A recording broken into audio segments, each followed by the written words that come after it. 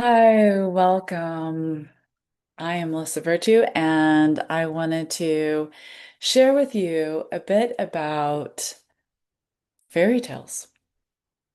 Fairy tales are tales told and passed down by the fairies, the fae. And I'm not talking small little flower beings, I'm talking the large star beings, the ones who taught the Druids, the ones who came from the stars, landed on the mountain in Ireland, the ones who um, were there in Atlantis and then spread the knowledge and information around the world.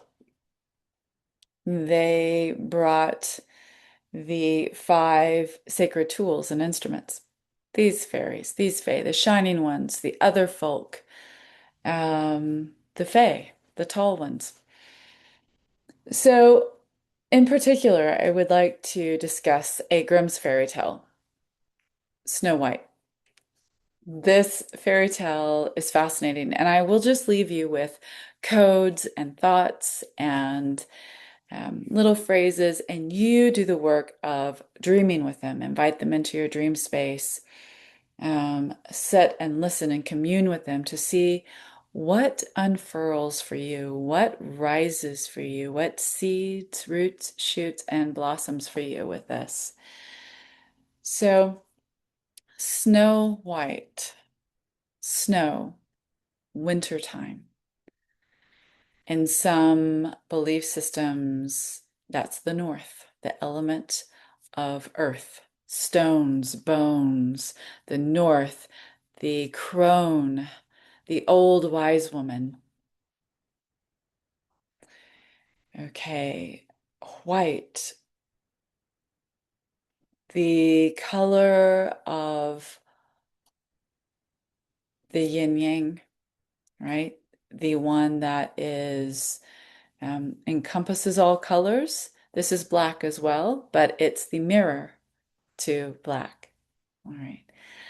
So Snow White was the name of a princess, right? A lineage, an heir to the throne. There was an usurping, though, of the matriarch, of the queen, the stepmother. So the imbalance, the inversion, the the wounded one being the stepmother. Wicked. Okay, so the wicked stepmother, or I don't remember if she was called wicked, but it's this imbalance, right? The wounded mother, the wounded feminine. In the queenly place, in that place that should be the west, the waters, the sacred waters, the chalice. Okay, so we have this.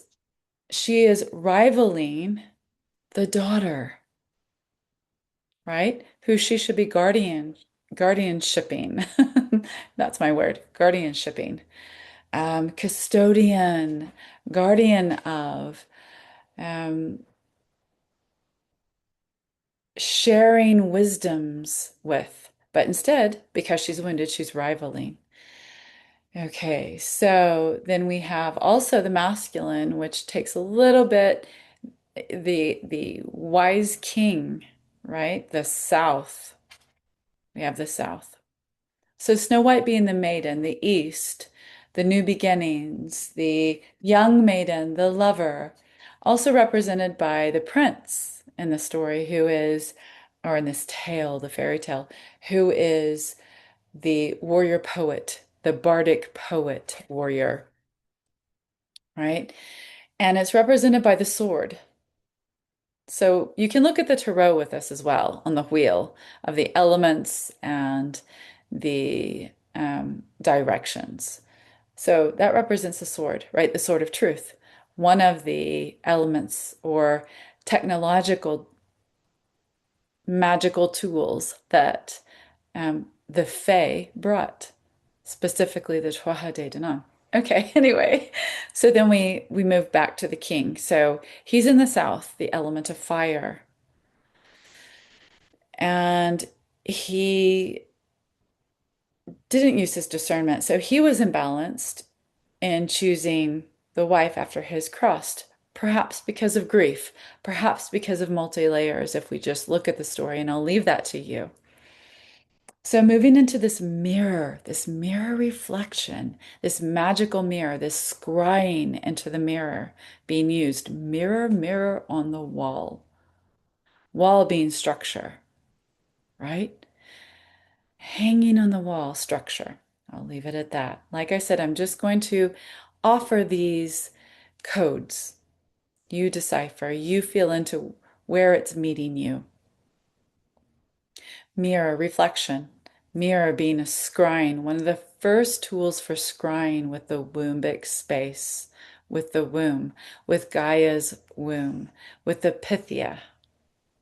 Okay. So then we move into the dwarves, right? How many dwarves were there? Seven. Seven main chakras. The seven stars of the fairy.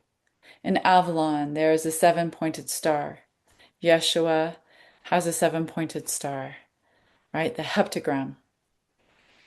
Then we move into, and when I say Avalon, right, in Glastonbury, Avalon, the landscaping has a seven-pointed star.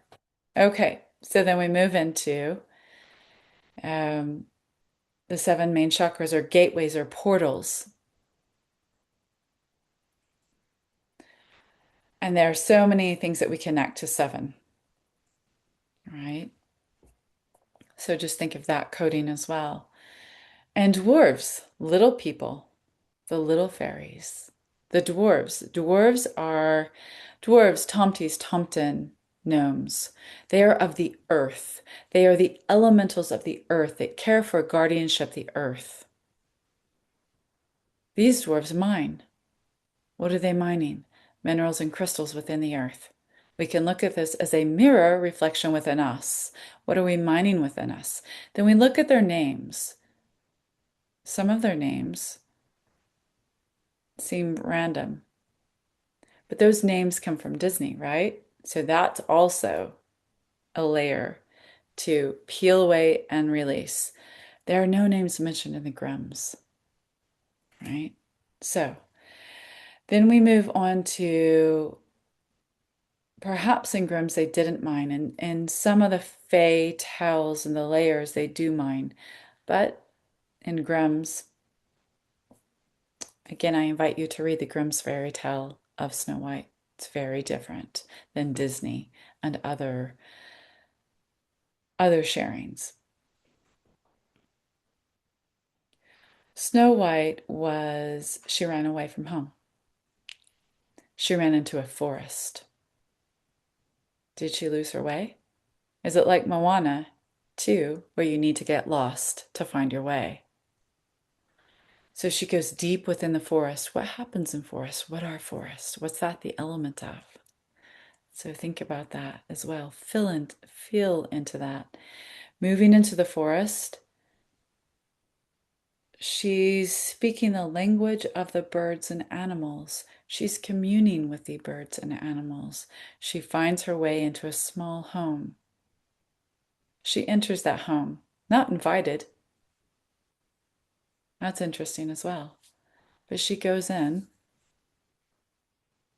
and then she rests on a bed. The small ones, the little folk, the dwarves, they find her. So, what does this home represent? Their home within the earth. A wombic space, perhaps. A wombic space guarded by these elementals.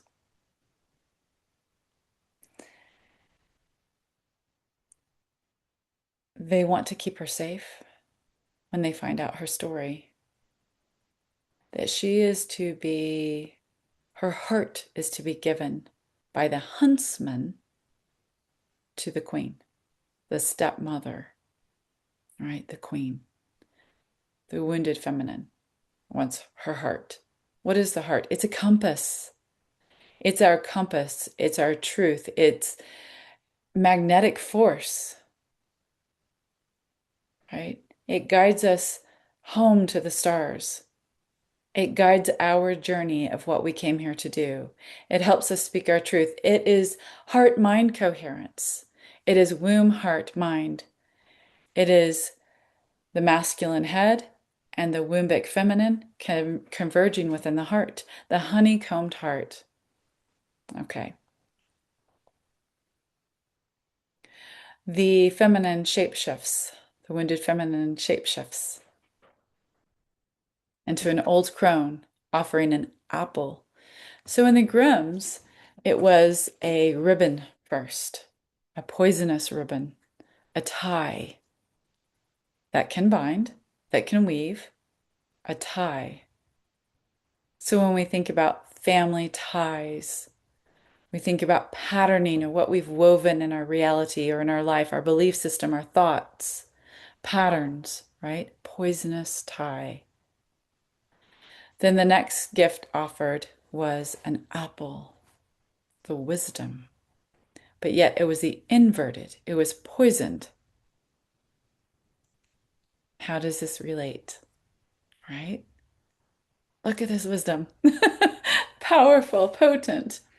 The apple connects to the stories of the golden apple, the Isle of Avalon, the Fae of the five cities of Atlantis or the five islands of Atlantis. Have you not heard of those? Right, they're there. The apple connects to Venus. The five seeds within, the five-pointed star within connects to the celestial and the earthly rose, right? Connects to our bodies, the 5 points of our bodies, our temples, our sacred temples. There's much we can connect to this with the apple. But they're the golden apples in the story, in the Grecian story, aren't there? And there's the golden Isle of Apples and other mythologies, which we know aren't myth. They are stories. They are wisdom stories. And they all connect stars and earth. They're bridges, right? So we have this, the apple. And then we have, and I could go more in depth, but I'm just going to share this first layer of Snow White. And I'd love to hear how you feel, what resonated with you, what didn't, what brought, what arose for you after you heard this, any of your thoughts about Snow White. So, okay, let's continue to Snow White falls into a deep sleep because she takes a bite of the poisonous wisdom, which isn't wisdom, right? The poisonous patterns, the poisonous beliefs, the poisonous apple, okay, the inverted version or the wounded version.